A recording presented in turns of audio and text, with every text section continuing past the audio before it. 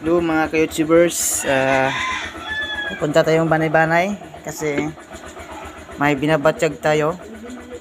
May mga binabatsyag tayo, mga minumulo, kung sa Bisaya pa minumulo.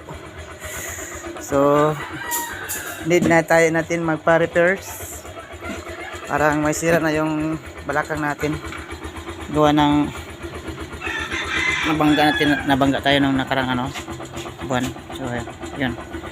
Punta tayo ng Banay-Banay, bibisitahin natin yung batikan na doon sa Banay-Banay. May magaling daw doon magilot. So bibisitahin natin kasama ko yung minamahal ko. Sir, kasama ko yung minamahal kong aking irog. Yan ang aking irog, oh. Tingnan mo, sungit-sungit yan ang inirog. Sungit talaga ng inirog ko. Kahit may binabatsyag, walang pake.